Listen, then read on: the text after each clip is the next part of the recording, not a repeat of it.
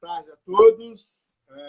Estamos aqui para mais uma data importante, com a presença do professor Lauter Nogueira.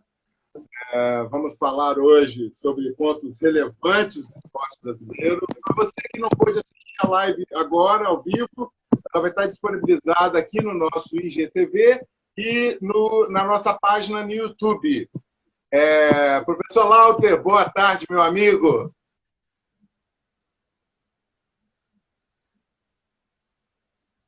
Vamos aguardar o professor Lauter se ajustar ali. Boa tarde a todos. Bruno Zakowski, Pepsi Edson, vamos ver aqui. Lígia Barreto, querida, tudo bem? Professora Dionara, boa tarde. Bruno Zavadsky. CT Mônica Silva. Você me ouve? Não me ouve? Não. O som está no máximo aqui. Talvez coloca o seu fone.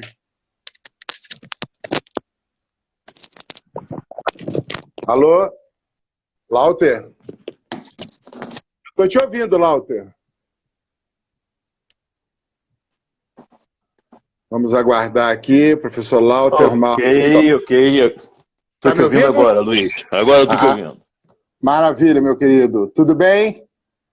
Tudo tranquilo. Está me ouvindo bem? Tá um pouquinho baixo, mas está dando para ouvir, sim. Lauter, primeiro eu queria te agradecer a oportunidade de conversar com você. A gente tem procurado manter um patamar elevado aqui em relação aos nossos... as pessoas que vêm conversar com a gente, que a gente convida, porque sabe que, de alguma forma, a gente busca contribuir um pouco com o esporte brasileiro. Eu acho que um momento, uma data importante para a gente poder discutir algumas questões e contribuir, de alguma forma, tentar contribuir. Eu queria falar um pouco do seu currículo. Professor Lauter Nogueira, 25 anos como comentarista esportivo no grupo Globo Sport TV, participando das coberturas jornalísticas de 6 Jogos Olímpicos de verão, 6 Jogos Pan-Americanos, 5 Jogos Olímpicos de inverno, 11 Campeonatos Mundiais de Atletismo, 5 Jogos Paralímpicos. Além disso, foi treinador olímpico em 2000, 2004, 2012 e 2016, precursor do surgimento de alguns fenômenos globais ligados ao treinamento esportivo, assessorias esportivas voltadas a grupos de corrida, em 1983, treinamento esportivo baseado em triatlon, em 1984, treinamento esportivo de alta performance em esporte de ultradistância, a formação esportiva, você é engenheiro mecânico, eu quero saber isso, pela Universidade Católica de Petrópolis, é isso? Eu fiz quase todo o curso na Universidade Católica de Petrópolis. Nos últimos 2 períodos, eu me transferi para Veiga de Almeida. Na época era UVA, Universidade Veiga de Almeida, e me formei lá. Formado em Educação Física pela Universidade Estadual do Rio de Janeiro, com especialização em treinamento esportivo de alto desempenho pelas universidades de Ferrara e Milano, com extensão universitária em 1983. Sócio fundador da Lauter Nogueira Esportes e Terra Esportes, empresas voltadas à criação e operação de treinamento, eventos e conteúdos esportivos sob demanda e desenvolvimento de tecnologia aplicada ao esporte. E um cara que se diverte muito com o que faz e trabalha. E eu me encaixo assim também, e acho que é por isso que há essa identificação com você, esse carinho e respeito pelo seu trabalho. Meu querido, a gente tem muito mais que conversar, mas eu queria ouvir as suas primeiras considerações. Luiz, a minha principal consideração nesse momento é a confirmação de que esse currículo constata, né? Apenas a minha longevidade. Eu comecei cedo por conta, fui meio que acumulando experiências de vida, mas apenas a minha longevidade é que se comprova com esse currículo, nada mais. E a minha curiosidade absurdamente grande também. Né? E a paixão... E a paixão pelo esporte que me fez definir que não era a engenharia, o curso que desde garoto achava que deveria ser o meu. Mas foi muito bom. Durante algum tempo, eu erroneamente pensei que esses 5 anos da engenharia que eu cursei, eu havia jogado fora. Pelo contrário, foram 5 anos que me ajudaram muito, mas muito, muito, muito nessa minha carreira dentro da educação física, dentro do esporte, que já vão mais de 37 anos, nossa, quase 40 anos militando dentro do esporte. E os cálculos, a engenharia, as noites passadas tentando não dormir em cima dos livros de cálculo 1, 2, 3 e 4, aquelas coisas todas, me ajudaram bastante. Primeiro, a ter um cérebro funcionando de uma forma um pouco mais eficiente. Eu sempre achei que o meu lobo direito do cérebro funcionava a plenos pulmões, o lobo direito que é da criatividade, da imaginação e tudo mais, e o lobo esquerdo ficava meio quieto, desculpe, o lobo direito não, o lobo esquerdo ficaria deficitário, mas com a engenharia eu acho que comecei, a lógica me ajudou bastante nisso. Então houve um equilíbrio dentro dessa cabeça quase careca aqui. E foi, assim, para mim foi fundamental ter, antes de partir para a educação física, ter feito a engenharia, com certeza. Isso a gente vai falar mais um pouco lá, porque isso até na própria construção dos seus planejamentos, de alguma forma, com certeza, isso ajudou um pouco. Lauter, isso é um mini resumo do seu currículo, né? E obviamente que ninguém vai a 6 Jogos Olímpicos, seja como comentarista, ou a 4 Jogos Olímpicos como treinador à toa.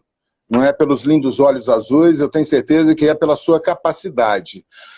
O que mais que a gente poderia complementar nessas informações aqui e, ao mesmo tempo, que você considera relevante para que isso tenha acontecido? Aliás, vamos não só Jogos Olímpicos, mas Pan-Americano, não é qualquer pessoa que vai a 11 campeonatos mundiais. O que contribuiu mais com isso, Lauter? Eu acho que eu vi um mundo a passeio, né? Para passar por tantos Jogos Olímpicos e Jogos Pan-Americanos e tudo mais. Não, foi uma série de coincidências, provavelmente, isso aconteceu. Primeiro, por eu me engajar muito rapidamente, estava no meio do curso de Educação Física, lá pelo 4º, 5º período, talvez no 5º período, eu já trabalhava pesadamente dentro do esporte. E dentro de 2 esportes, eu era treinador das categorias de base do voleibol do Botafogo, e na mesma época eu era treinador adjunto do atletismo do Fluminense. E treinava também, eu fiz atletismo durante um bom tempo, e até que essa situação paradoxal de ser treinador de um clube e de outro, em lugar em que os times de futebol sempre geram uma rivalidade muito grande, eu tive que optar por um dos 2, e aí eu fiquei com atletismo. O voleibol só foi me encontrar lá na frente, mais precisamente nos Jogos de Barcelona, quando o Adson Lima, o treinador, e o Luiz Fernando, que era o preparador físico e foi meu colega na Oeste também, me pediram uma ajuda porque eles contavam com uma equipe tecnicamente muito boa de voleibol feminino, mas fisicamente elas não estavam nada bem. E pediram para que eu fizesse uma bateria de testes. Eu já estava utilizando a metodologia de testes monitorados à distância, criado por Francesco Conconi, um italiano louco, totalmente doido, que eu segui durante quase um ano as loucuras dele. E eu utilizei essas técnicas de controle de performance, e a conclusão que chegamos é que aquele time, aquela equipe que iria representar o Brasil no voleibol feminino, nos Jogos de Barcelona, era apenas uma equipe de sedentárias saudáveis. E tinham 9, 10 meses para que os Jogos começassem.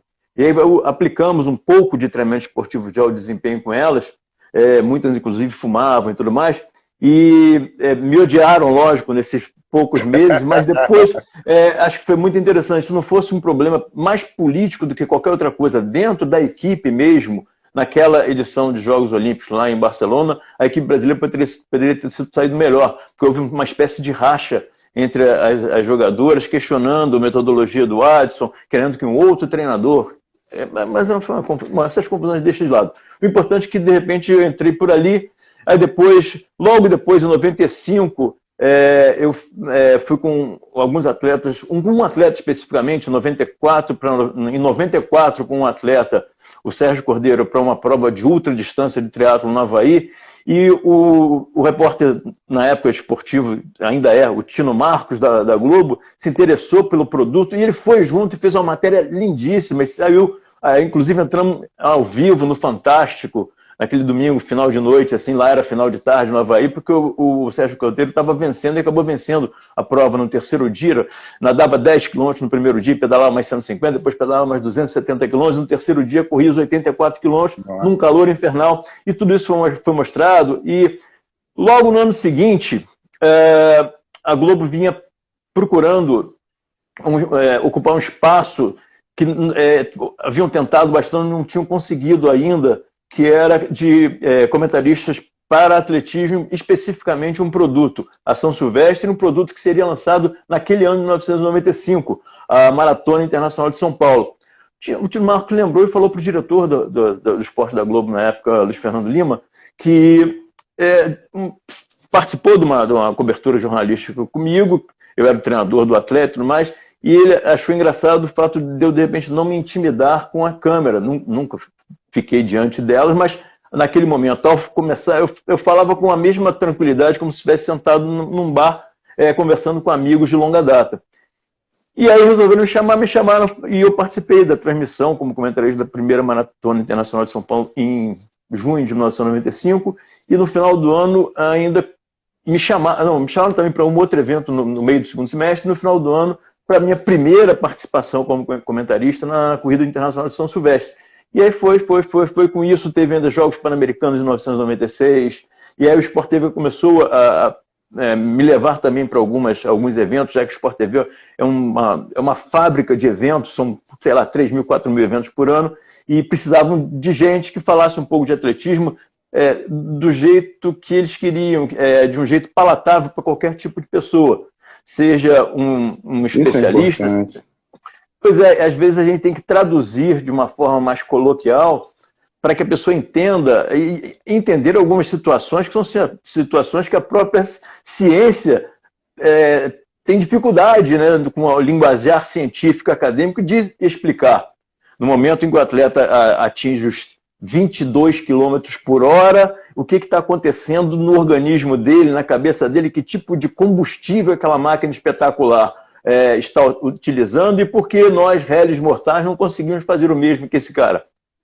E o que é pior, numa TV aberta, eu tinha alguns segundos, sei lá, eu tinha 50 segundos de intervenção cada vez que era chamado, 1 minuto e 5, quando eu podia falar assim, maravilhosamente, muito, feliz da vida. E eu fui aprendendo um pouco isso com o tempo. Não nasci assim, eu lembro a primeira vez a primeira frase proferida por mim nessa Maratona Internacional de São Paulo, logo no começo, o narrador é o Galvão Bueno, que assim, já deixava a gente meio, caramba, é o Galvão Bueno, nossa senhora, não sei o quê. E aí ele me chamou, e foi muito legal que antes da entrada, do começo da prova, viram como é que estava a audiência, ele falou um número lá, 28 pontos, não sei, para mim não era nada. Mas ele traduziu bem, seriam mais ou menos 28 milhões de pessoas, possibilidade de 28 milhões de pessoas a estarem assistindo. Aí ele me fez um mal desgraçado, porque e ele me perguntou uma coisa simples, eu tenho a impressão que eu levei mais ou menos uns 3 minutos e meio para proferir a primeira palavra. Acho que não, acho que foi um pouquinho menos. Mas para mim foi terrível, não saía nada. Como aquele pesadelo que você está sendo assaltado, dormindo pesadamente, você sonha que está sendo assaltado e vai levar um tiro, e você tenta gritar e a voz não sai. Era mais ou menos aquilo. E aí conseguiu sair a primeira palavra, a primeira frase, e eu não parei mais. Foram 25 anos falando e tentando trazer para as pessoas com um pouco mais, de uma forma mais suave, mais palatável, o que estava acontecendo, né? E me fez rodar mundo também, vendo, assistindo, como brinco, esses olhinhos míopes aqui viram muita coisa mesmo, e muita coisa legal. Imagino. Eu tenho certeza que todas essas pessoas que estão aqui cansaram de ver você falando. Deixa eu registrar aqui a presença do professor Tadeu Gasparetto, que está em São Petersburgo, assistindo a gente. Diego Sargo, isso. F. Castro Belém, Escola de Judô, Keiko Fukuda, Cid Runner, professor Recófica, lá de Petrópolis. Que Cófica, caramba! Igor, esportivamente, voleibol, muito obrigado. E o Lauter é universal, é de todas as modalidades. A professora Suzane Boom é treinadora da Seleção Brasileira de nado sincronizado, Lauter. Então, olha, tá do Paraná agora, ok. Vamos lá, Lauter. Reflexões sobre o modelo organizacional do esporte no Brasil e o contexto da gestão do esporte é o tema da nossa palestra. Em todos esses momentos, você assistiu às participações das equipes brasileiras e nessa sua trajetória no alto rendimento, o que você poderia contribuir, né? A gente vê lá a ponta da lança do esporte, e muitas das vezes, muitos tiveram resultados abaixo do esperado, mas alguns acima do esperado, você foi prova viva disso. Mas o que a gente poderia apontar de caminhos dentro do contexto da iniciação do esporte? Porque quando a gente fala, eu entendo esporte de alto nível, uma coisa é esporte de alto nível, outra coisa para mim é esporte de alto rendimento. Esporte de alto rendimento são os grandes resultados, ok. Esporte de alto nível tem que ser um trabalho de alto nível do primeiro dia de uma criança na escolinha até o dia de uma disputa olímpica, um campeonato mundial. Tá? Vamos começar por baixo, até a gente chegar lá nos grandes resultados. O que você poderia contribuir hoje? O que você poderia falar? O que você acompanha? Enfim. Vamos lá. Temos tempo, mais ou menos uns 2 dias e meio. Então, acho que eu vou... Mas é muita coisa que a gente tem que falar sobre assim, a gestão do esporte de alto desempenho, que está mais próxima a indigestão do esporte de alto desempenho no Brasil. Temos problemas seríssimos quanto a isso. Isso se torna público e notório nas nossas participações em Jogos Olímpicos, em campeonatos mundiais das várias modalidades esportivas e em vários momentos da nossa vida esportiva em que, por exemplo, a alta cúpula do órgão máximo, né, do grande órgão que fomenta o esporte competitivo no Brasil, migram das páginas esportivas para as páginas policiais. Isso está se tornando uma rotina. E provavelmente vai continuar acontecendo. Saiu o anterior, o Nussmann saiu, entrando o Paulo Vanderlei, também está bem enrolado com problemas de má gestão de dinheiro público e outras coisas. Então, nas performances esportivas também, você falou, os grandes resultados que aconteceram, mas os grandes resultados que aconteceram, principalmente no atletismo, eles não foram obras pré-ajustadas para usar toda a timeline que tem que ser usada, a detecção do talento, mais ainda, a criação de projetos nas escolas para crianças bem pequenas, para depois haver a detecção dos talentos, depois o desenvolvimento desses talentos em centros olímpicos descentralizados. O nome de centros olímpicos não deveria acontecer, porque eles têm que ser descentralizados. E depois, sim, esses atletas, já são atletas de performance nacional, começam a dar voos um pouco mais altos. Bom, o que acontecia, né, em muitas das vezes, e repetidamente, muitas vezes eu falei, criou-se animosidade entre os dirigentes da Confederação Brasileira de Atletismo várias vezes. Atletas acabavam sendo, de certa forma, direcionados a isso, a ficarem de mal comigo. Mas os atletas, nesse caso, eles não são os vilões. Pelo contrário, são as vítimas. Os vilões são outros. São os dirigentes que, às vezes, não acertam nem na periodização. Quantas competições, meu Deus do céu, Campeonato Mundial de Berlim em 2009, estava com uma equipe bem interessante para aquele Campeonato Mundial. Bons resultados poderiam acontecer, mas nós vimos fracasso atrás de fracasso. Os atletas não conseguiam fazer nem se aproximar da melhor performance deles no ano, na temporada. Não pedia nem a sua melhor marca na carreira, não. Se aproximar da melhor marca da temporada já seria bom e não acontecia. Eles saíam machucados e às vezes afirmavam de viva voz nas entrevistas, eles saírem cabisbaixos, às vezes chorando até do momento que seria o momento de performance deles, do ano ou da vida, saíam chorando e falavam, é que eu vim para cá machucado. Isso foi repetidas às vezes. Então, não é uma gestão de sucesso, nunca foi. Espero que passe a ser o mais rápido possível, porque os anos vão passando, a gente vai...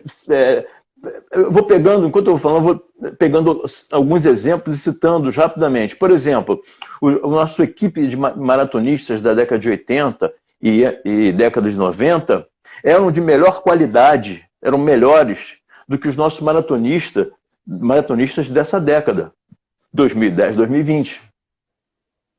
Mas como isso? Um hiato de 40 anos fez piorar esses atletas? Por que isso aconteceu? São muitas respostas, muitas perguntas que têm respostas, mas essas respostas não vêm dos dirigentes. Aquele meia-culpa que a gente espera há tanto tempo, nunca vem. Nunca acontece. Dirigentes são afastados para poderem ter, depois se acertarem com a justiça, outros desaparecem, outros continuam fazendo as mesmas coisas. Os grandes clubes, o que eles fazem? Os grandes clubes, em vez de eles prepararem para fazer um trabalho de base legal, ter suas escolinhas esportivas e de preferência de esportes individuais, com um grande número de modalidades, por exemplo, a natação e atletismo, quantas medalhas pode trazer o atletismo e a natação? Foi isso que a Inglaterra, que é um exemplo crasso de trabalho bem feito, fez a partir de 1997, quando criou o UK Sports, começando a pensar esporte de altíssima qualidade de jeito sério. A Grã-Bretanha, em 1996, foi um fracasso, foi 96, um fracasso retumbante nos Jogos Olímpicos, 92 também. Antes disso, não conseguia ficar no top 10. É uma das maiores potências do mundo que não conseguia transformar isso em performance esportiva. Estranho. Até que a UK Sports apareceu e começou a criar uma gestão decente e pensada. A pensar uma gestão e, a partir de 98, usou essa gestão. E o que aconteceu? A partir do ano de 2008, a Grã-Bretanha se tornou o top 3 do mundo nos Jogos Olímpicos. Ah, mas aí é mais fácil, porque em 2012 tinha jogos em casa. Sim, em 2012 foi terceiro também. Em 2016, o que vamos dizer de 2016? Que teve uma performance comparativamente com Londres melhor do que em casa. Isso significa que o trabalho do UK Sports não foi visando apenas, mas foi visando Londres. Mas não só visando Londres. É um trabalho de longo prazo, de autoalimentação. O que a Grã-Bretanha fez a partir de 2003 com o triatlon? Uma gestão na Federação de Triatlon local muito, muito bem feita. Dos 3 grandes centros que existem na Grã-Bretanha, no sul, no centro e no norte, eles encheram as escolas públicas e privadas de brincadeiras de triatlon. Não eram triatlons, mas eram duatlons, aquatlons e toda a variável em torno dessa prova. Mas por que eles queriam isso? Porque é um esporte novo, é fácil de trazer medalhas. E foi o que aconteceu em 2012, 2016.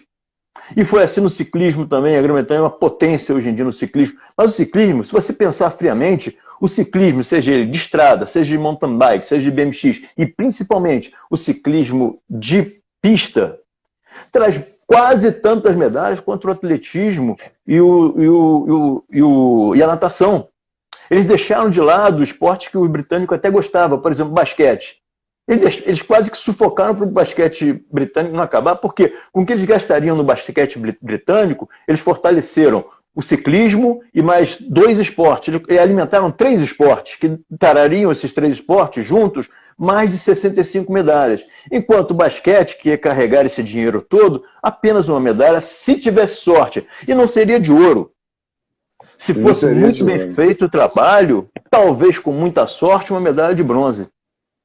E isso é pensar esporte, pensar em longo prazo, é se comprometer com o esporte, usando toda a linha da vida, porque o esporte ele não fica só na detecção, na brincadeira da criança no maternal, e depois vai tutelando essa criança a vida inteira para se tornar um jovem competitivo no seu clube ou na sua universidade, dali vai para um desses centros olímpicos de treinamento e depois vai competir mundo afora. Pensa-se no depois também. Pensa-se também naquelas pessoas apaixonadas por esporte como eu, você, ou todo esse pessoal que está aqui assistindo essa nossa conversa, a se inspirar para praticar esporte também. O sedentarismo é a doença que mais mata no mundo. Então, é um alerta que o esporte de alta performance pode contaminar de uma forma benéfica, já que fala de contaminação em época pandêmica, é um troço meio assustador, mas contaminar de forma espetacular as pessoas que assistem apenas, passivamente. De repente vão ser esportistas de verdade, vão começar a caminhar, a correr, a praticar o ciclismo, indo e voltando para o trabalho de bicicleta. Londres e as principais cidades da Inglaterra têm ciclovias, não são ciclovias, são ciclofaixas, onde existe um respeito absoluto entre quem está no carro, ou no ônibus, ou no caminhão, e o ciclista que está ali pedalando. É isso, estamos bem longe disso. Cultura também, né? Com certeza. O CBS Running está perguntando aqui, qual a sua opinião sobre o Instituto Olímpico Brasileiro de Treinadores do COB? Quando participei de um processo seletivo, houve 728 candidatos para 100 vagas. Estamos no caminho? Talvez estejamos no caminho certo. Eu acho que tem que ser um pouco mais profundo do que isso. Eu conheci de perto duas usinas de pensar esporte. A UK Sports na Grã-Bretanha, mas principalmente o Instituto Australiano do Esporte. Foi criado de um outro momento ruim. 1972, a Austrália simplesmente foi um fracasso retumbante em Olimpíada. E olha que a Austrália, desde a década de 50, era top 8. Em toda a potência da Austrália na natação, no atletismo por conta dos grandes treinadores, Arthur Lydiard, os meio-fundistas e fundistas eram praticamente imbatíveis, eram como os quenianos hoje em dia.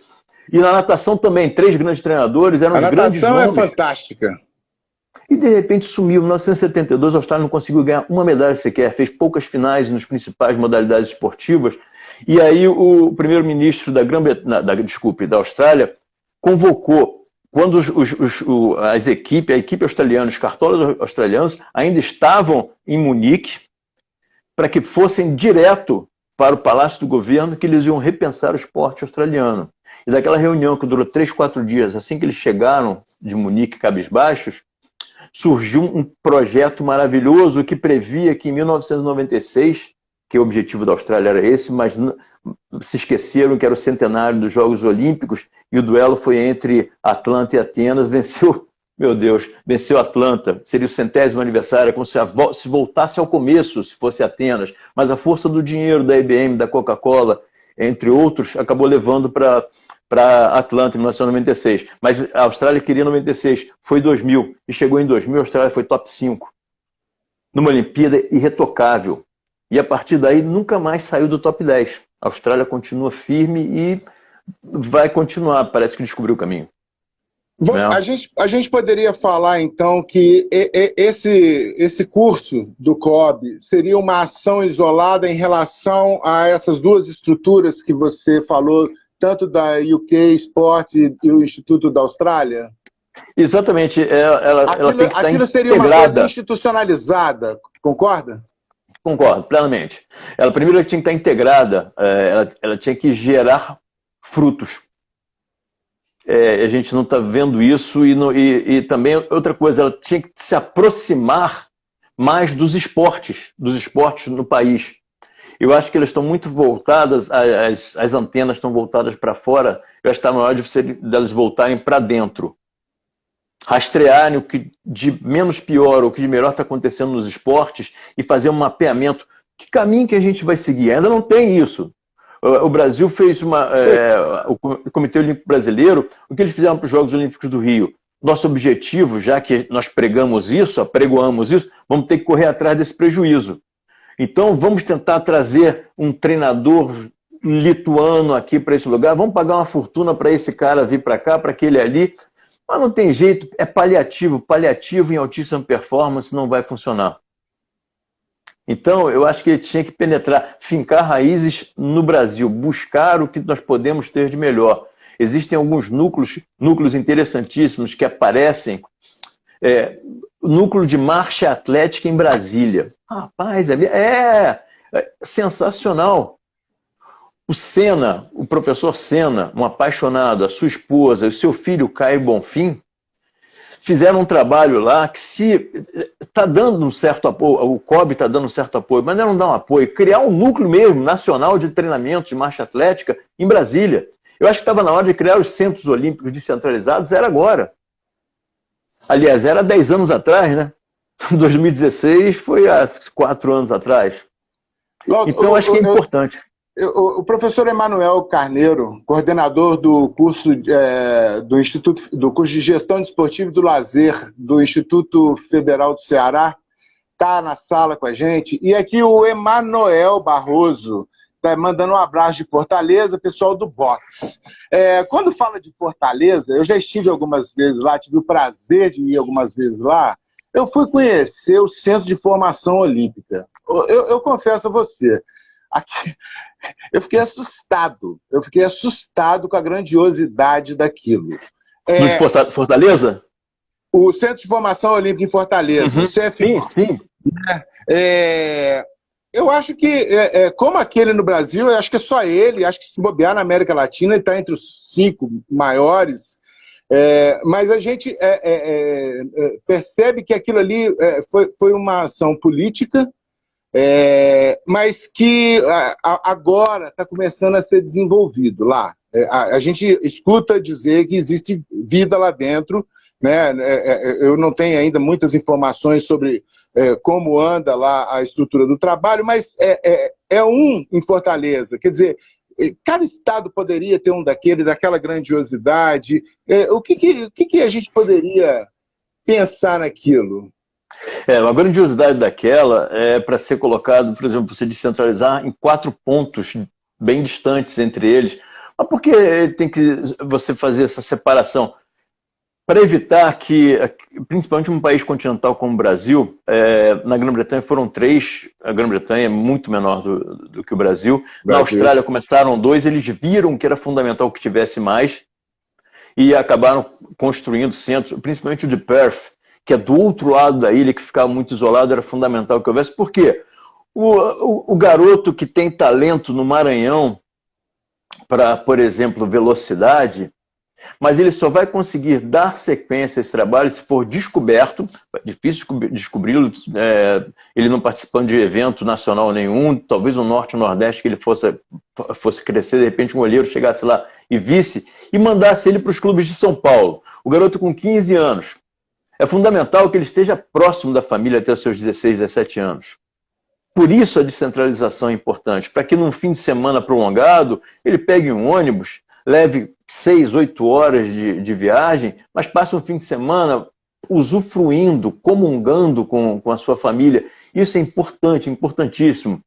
Isso não acontece, por exemplo, isso para a gente é fundamental, para os países latinos isso é fundamental, seja na Espanha, Itália, Portugal, França, isso é fundamental. Já, por exemplo, nos Estados Unidos, no jeito anglo-saxão de ser, que, por exemplo, os filhos são catapultados para fora de casa em direção às universidades o mais distante possível. A partir daí, o retorno do filho vai ser nos dias de Thanksgiving, uma vez por ano, não sei o quê. A independência desses jovens é fundamental para mostrar que eles não são losers.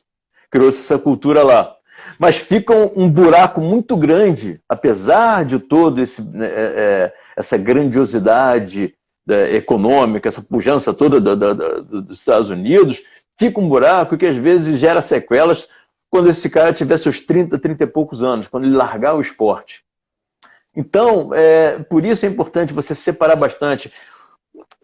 Esse centro olímpico, se fosse um centro olímpico... Eu até queria pedir ao Emanuel, se o Emanuel ainda estiver na sala, para ele falar como é que está aquilo lá um pouquinho, Emanuel, só para a gente ter uma noção. Olha, eu conheci quando estava sendo construído, porque o secretário de esportes, o Ferruccio Feitosa, me enviou o projeto, ele estava encantadíssimo com esse projeto, ele, enfim, chegou para o Nordeste uma nave muito grande, com bastante... É grandioso. É grandioso. Tinha uma universidade, eu acho que a Unifor também tinha uma parte lá para fisioterapia, era muito bem pensado. Depois eu não sei, perdi contato, mas eu visitei, eu conheci, dei uma palestra lá há alguns anos atrás, quando já estava quase pronto, já estava funcionando para as aulas de fisioterapia e tudo mais. A pista era maior. Aconteceu um torneio internacional lá na pista que a gente chamava de Unifor, e era alucinante, era muito, muito, muito legal. Muito legal mesmo. Em termos de gestão, esse modelo organizacional, o atletismo ele não tem muita tradição em clubes. Você falou de grandes clubes ainda há pouco. O atletismo, hoje a gente vê muito pouco nos clubes do Brasil, né, Lauter?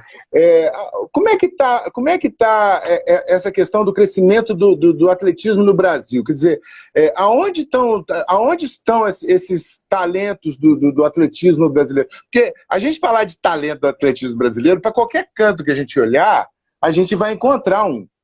Mas daí, para ser formalizado um trabalho, pensando em longo prazo, é outra história. O que tem de ponto positivo e negativo nessa estrutura do esporte, nesse modelo organizacional do esporte brasileiro, Lauter?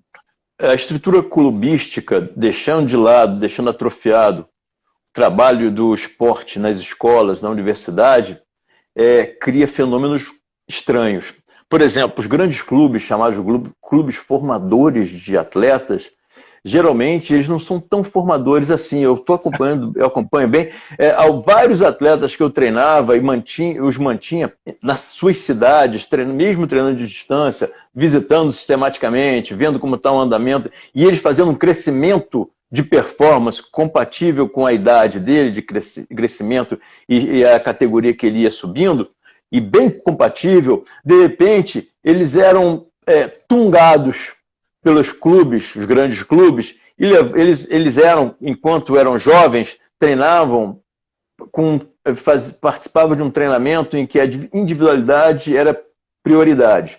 Quando eles vão para os clubes, eles primeiro se assustam com o tamanho do clube, com a quantidade de gente, e eles se tornam número. Seja na hora de treinar, fazer os treinamentos intervalados, seja na hora de trabalho de recuperação, eles são vistos apenas como um número, eles foram tirados, aquele fruto que seria um fruto delicioso, é tirado antes da época da árvore. Então, já fica um pouco difícil. E esses clubes formadores fazem isso constantemente.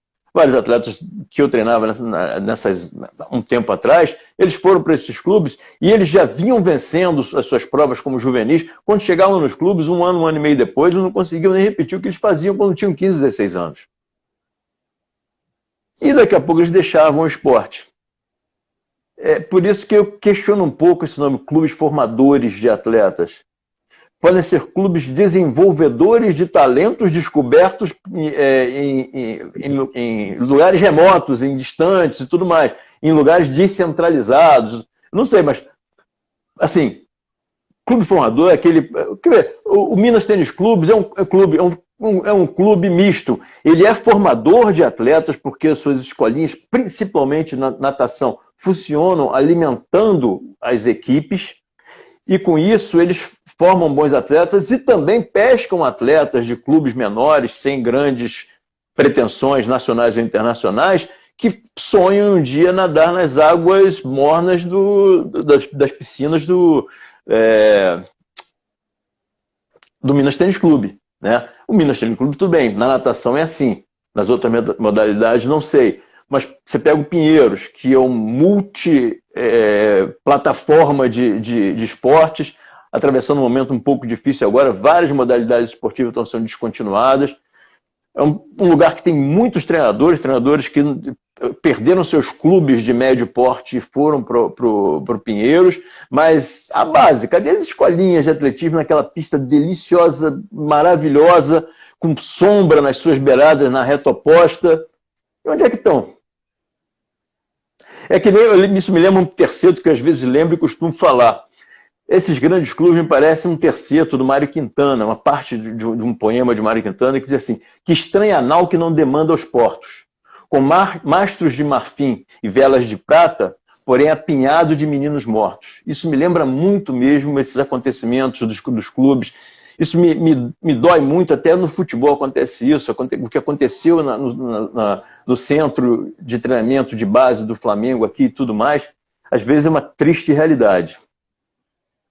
Essa mudança que a gente está vendo com a pandemia, na verdade, ela já estava acontecendo. A pandemia, a gente pode dizer que ela acelerou esse processo. E ela deixou exposto também a fragilidade dessa estrutura, desse modelo organizacional no Brasil. Deixa eu colocar aqui a Carol. Carol, que bom que você está aqui. Carolina Monassi. Ela pergunta: com a mudança dos Jogos Olímpicos para 2021, devido à pandemia, mas a própria pandemia e agora o não pagamento da Bolsa Atleta, qual a expectativa para o desempenho do Brasil nos Jogos Olímpicos de 2020, né? E eu queria deixar aqui também um abraço para o Eric Ávila. Com os mandos e desmandos no esporte nacional, não formou-se um sistema esportivo. Perdemos o time em organizar de forma adequada e definir efetivamente os papéis dos atores esportivos. É unânime isso, né, Lauter? E o que a gente pode falar disso aí agora? Como que a gente pode... Vamos primeiro tentar responder a grande interrogação do momento. Primeiro, existe uma chance boa de acontecer os Jogos Olímpicos em Tóquio de 2020 em 2021. Uma chance boa. Não está certo. A população de Tóquio não está dividida. Ela é maciçamente contra a realização dos Jogos Olímpicos em 2021 na sua cidade. Então a briga ainda vai ser muito forte. A chance é boa? É boa, 60%, 65%, já foi muito menor. Então pode acontecer sim, rezando para que não aconteça uma segunda onda. Se acontecer a segunda onda, esquece. Tem meu medo disso. O que aconteceu foi o confinamento dos atletas no mundo inteiro, principalmente no começo, os primeiros que sentiram na carne foram os europeus. Mas eles também foram os primeiros a saírem, a se utilizarem bem da distensão. Quando terminou a quarentena, já em vários países, principalmente países muito afetados, eu falo muito afetados, me dá arrepio, porque não foram tão afetados quanto a gente, mas tudo bem, muito afetados da Europa, e que já voltaram a treinamentos, competição.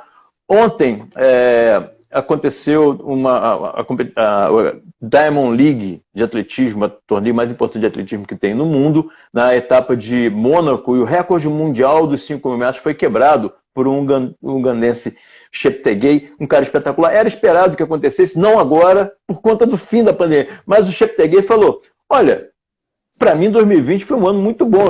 Eu competi no começo do ano nas provas indoor, principalmente no cross country, depois descansei bastante. A partir de final de abril para maio, eu voltei a treinar, vi que não ia ter edição de Jogos Olímpicos, me concentrei para fazer uma grande marca e fiz nesses 5.000 metros aqui. Mas nessa prova mesmo de Mônaco, a gente viu o Casper Warholm, um atleta norueguês, e olha, os noruegueses, eles são fortíssimos em Jogos Olímpicos de Inverno, em esporte de inverno. Isso.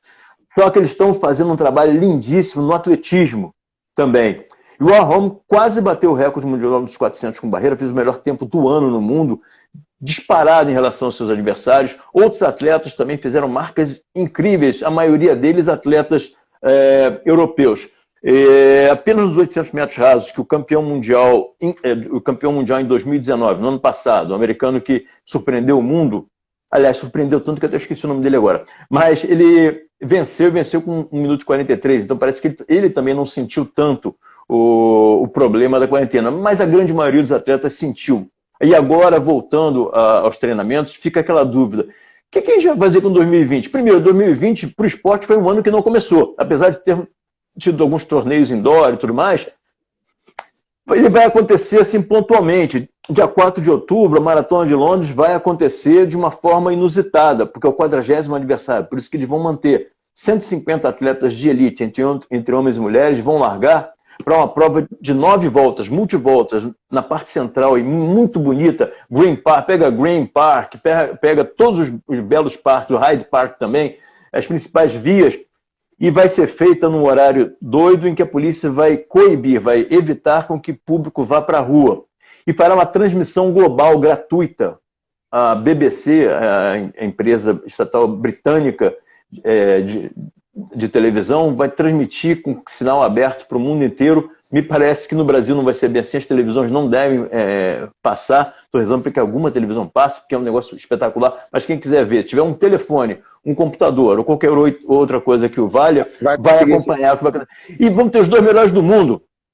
Kenenisa Bekele e Kipchoge, o grande recordista mundial da maratona, que não correu a maratona, mas a distância da maratona abaixo de 2 horas, vai ter a chance de talvez fazer isso numa maratona junto com Kenenisa Bekele. Os dois são os grandes rivais, são atletas que estão prontos para fazer isso. Então 2020 vai ser lembrado como situações pontuais, mas efetivamente, para a maioria dos atletas do mundo, não começou. Alguns atletas brasileiros vão sentir um pouco isso. Talvez o Alisson, o nosso grande atleta dos 400 com barreiras, o jovem, talentosíssimo, que esse ano teria um ano de amadurecimento no primeiro semestre, não teve primeiro semestre, para as Olimpíadas, ele ganhou um alento. Ele provavelmente deva competir em alguma prova ou algumas provas no segundo semestre, provas internacionais, para mostrar para o corpo dele que houve uma temporada assim, para que não haja um hiato muito grande entre 2019 e 2021 e os atletas não sintam em 2021 que tiveram um ganho. Para ele vai ser importante essa competição. Em 2021 ele vai entrar com chances de pegar um top 5 nos Jogos Olímpicos com um garoto com 20 anos. Isso é legal. Surgiu de algum projeto pré-determinado da Confederação Brasileira de Atletismo? Não. Abnegados, são treinadores abnegados, às vezes esquecidos pelas federações, pelas confederações, que fazem trabalhos belíssimos, guiados pelo conhecimento, sim, mas muito pela intuição. Aqui no Brasil tem muito disso. Era hora de trazer um pouco esses atletas. Como a gente quer descentralizar os centros olímpicos, centralizar o conhecimento desses caras. Esses caras têm muito a falar. Afinal de contas, Luiz Alberto de Oliveira, o treinador do Joaquim Cruz, era um professor de educação física que dava aulas também de basquete. E viu que o Joaquim Cruz tinha um talento danado e não deu outra. Formou uma equipe fortíssima de meio-fundistas e é considerado até hoje um dos melhores treinadores que o mundo já viu no atletismo. Eu acho que a própria incentivo ao crescimento de cursos de gestão do esporte no Brasil, eu falei do professor Emanuel ainda há pouco, o Instituto Federal do Ceará é o curso mais bem avaliado nessa área, e infelizmente nós temos muito poucos cursos, são 42, se não me engano, e só 3, 4 que estão frequentemente oferecendo turmas. Lá de São Petersburgo, o professor Tadeu Gasparetto faz a pergunta aqui: seria possível imaginar um sistema nacional de detecção e desenvolvimento de talentos nas universidades públicas brasileiras? E ele fala que ele não se refere ao esporte universitário ou sequer uma cópia do modelo americano. Existem até estudos da hélice tríplice, né, que são voltados para a inovação, que seria a junção da universidade, gerando conhecimento, o governo apoiando com leis de incentivo e a empresa custeando com base na responsabilidade social. O Tadeu ainda fala que ele se refere a um programa estruturado. É o que a gente estava falando, institucionalizado, né, Laura? Exatamente, exatamente. A infraestrutura de tais instituições e os recursos humanos. Professores, pesquisadores. A gente não entende como é que isso ainda não entrou na cultura esportiva do Brasil. E a distribuição de praticamente todo o país. E só antes de você falar, registrar aqui a presença da nossa querida professora Kátia Rubio. É uma honra. Nossa! Tá vendo só? Tá vendo só? Caramba! Muito bom, muito bom. Esse tópico é muito interessante e é polêmico, porque se formos analisar, não dá para analisar friamente. Eu falar analisar friamente, não dá para analisar friamente. Tem que ser com muita paixão, temos que ser passionais nesse momento. Nós temos, nesse momento, não existe aquilo de que não, precisamos construir. Nós temos material humano e temos recursos materiais para isso. A gente pode criar uma revolução dentro do esporte, usando reaproximando o esporte da educação.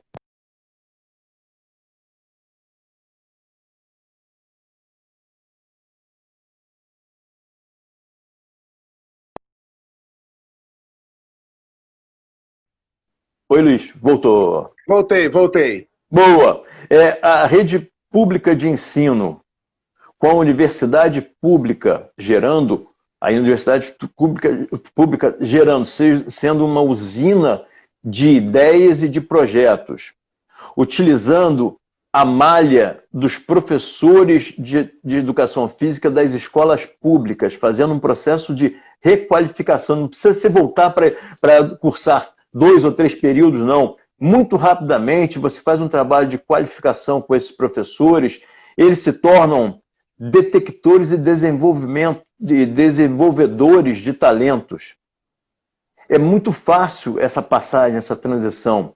E dali você chamar o prefeito da sua cidade, seja de que tamanho ela for, para criar um mote para isso? O que seria um mote desse? Como existia antigamente, existiam jogos da primavera em que o garoto, quando entrava no colégio, logo no primeiro dia de aula, sonhava. E por que é da primavera, não é do outono, não é do verão? Porque a primavera é o ponto mais distante e sem possibilidade de você ser torrado pelo sol, para que o garoto sonhe desde o primeiro dia de aula e tenha durante um período inteiro, quase que um ano inteiro, uma temporada inteira, ele esteja motivado, ele sempre estará motivado pelo professor de educação física a treinar duas modalidades esportivas, uma de esporte individual e outra de esporte coletivo. Porque existem jogos da primavera, jogos de outubro, ou qualquer coisa, qualquer nome que se dê.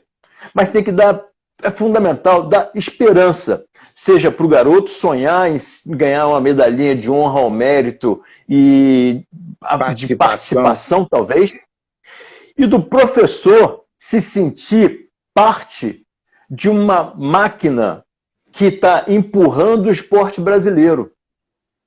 Isso não acontece, parece que o país, em termos de esporte, é um Frankenstein. É o braço de um que não fala com o outro braço, com as pernas, e uma cabeça que fica tentando manter em cima do pescoço apenas. Essa que é a nossa realidade de esporte, infelizmente.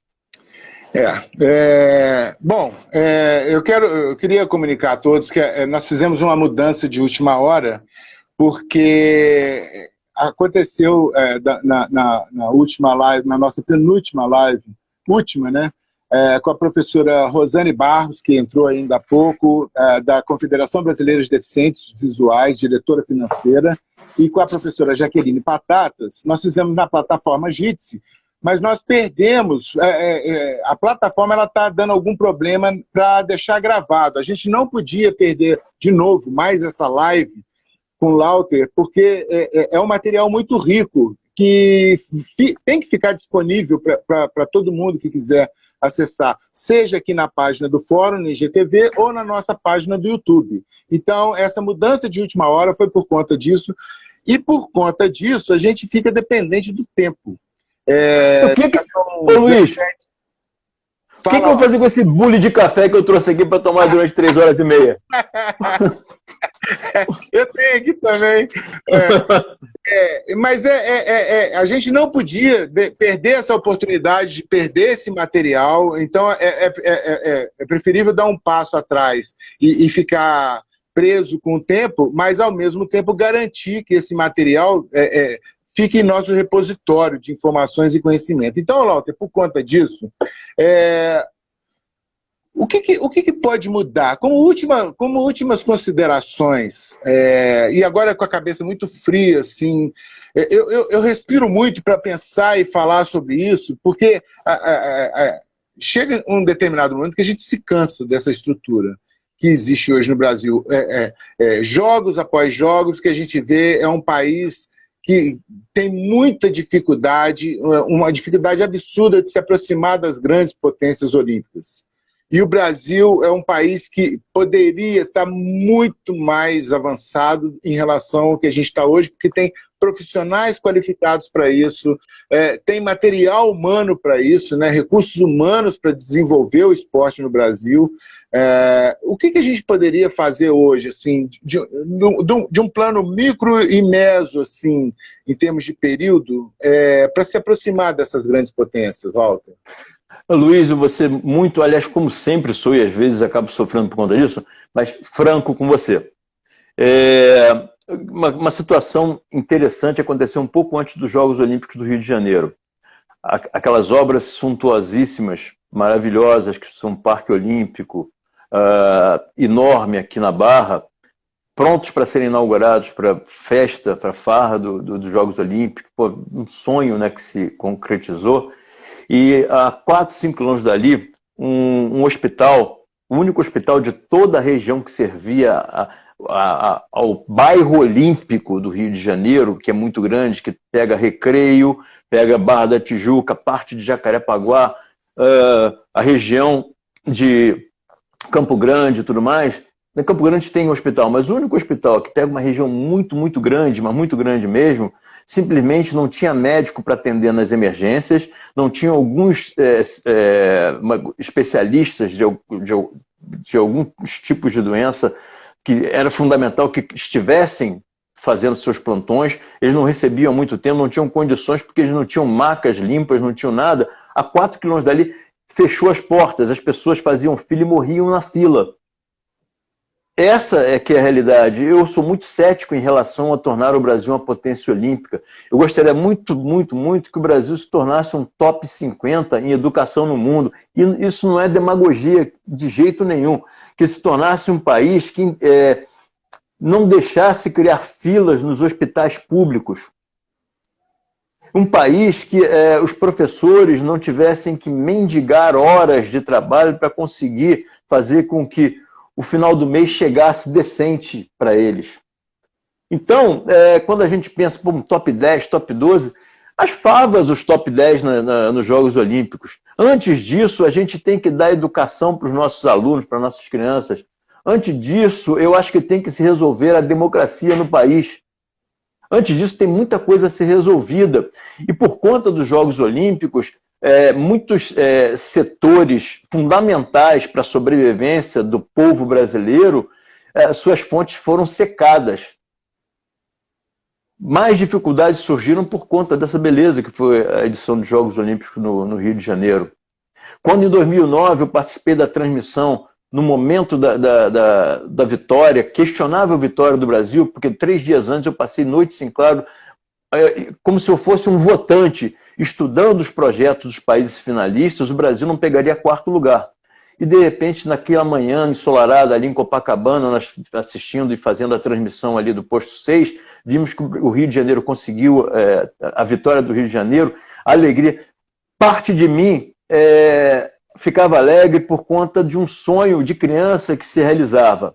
Agora, parte de mim estava com um nó na garganta difícil de tirar pra cacete, porque eu sabia o que estava mais ou menos acontecendo e o que iria acontecer, o que aconteceu para que esse resultado surgisse e qual seria o processo disso tudo nos próximos anos.